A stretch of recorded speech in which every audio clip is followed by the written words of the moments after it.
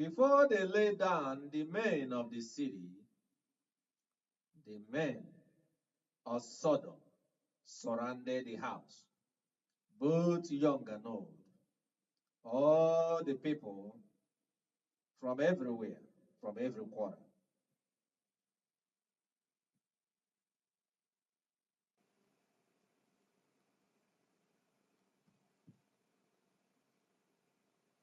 And they called out to Lot and said to him, where are the men who came to you tonight? Bring them out to us that we may have relations with them. Men asking to bring the angels so that they can have relations with the angels.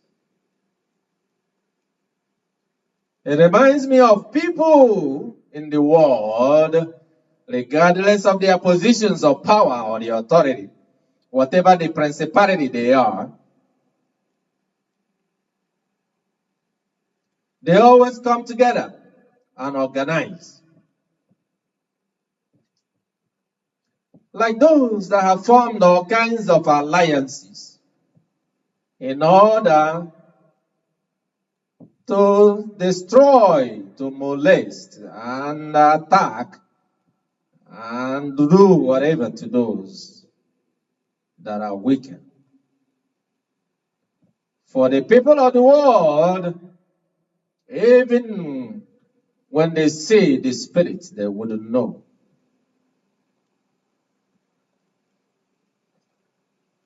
They don't have the ability to be able to know where their strength and the power is. A lot of people, they want to assume ignorance is a disease of its own. Maybe the worst kind of disease, somebody who doesn't know where his power reaches.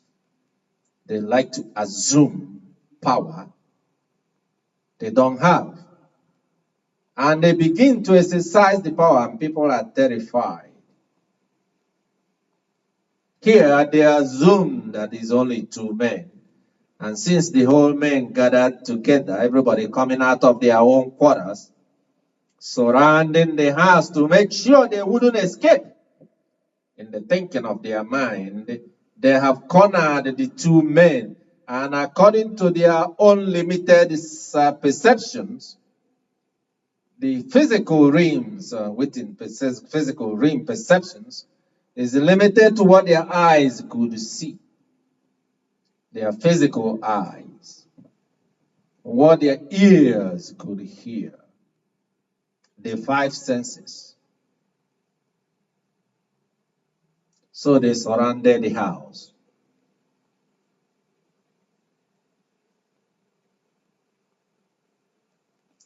Did you see them pursuing the desires of their flesh? Yesterday, the Lord reminded of about the desires of the flesh is in conflict with that of the spirit. Galatians 5:17. And the world is always enticing and seducing, and you, the people of unbelievers, and people often fall to that of the world demands. Galatians 4:17.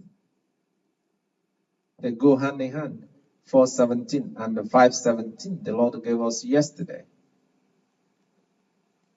on the Sabbath. The world, they came around together.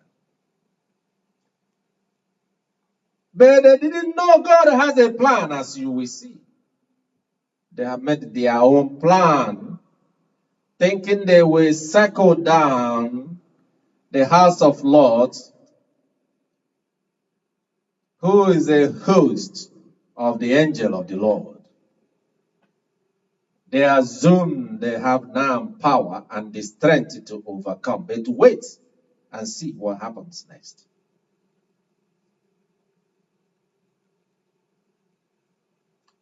Further, they said in verse 7, please, my brother. No, verse 6.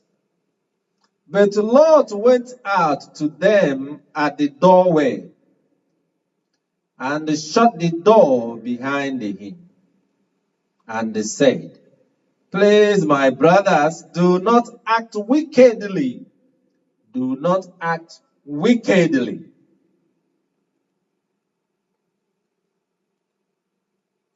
Now behold, I have two daughters who have not had relations with man. Please, let me bring them out to you, and do to them whatever you like.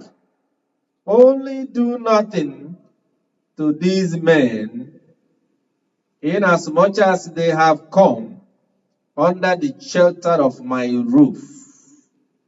Look at that sacrifice. What a real believer. He was willing to sacrifice his own daughter in order to protect the dignity of the heavenly host, the heavenly messenger of God, the Lord's army. But Lot was trying to protect the people, his people. Remember, it was his town, an allotment. If you're familiar with the story and the scriptures, when Abraham said, Let Lot choose first, so he chose very places where to his own eyes was enriched.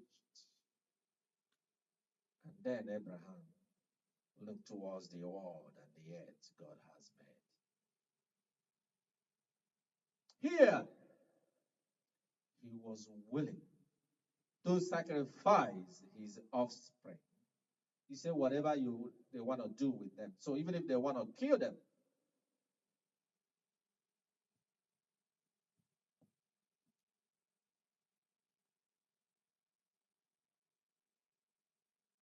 but they said, stand aside.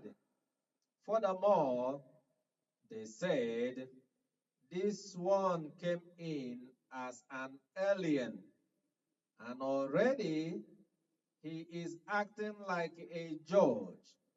Now we will treat you worse than them.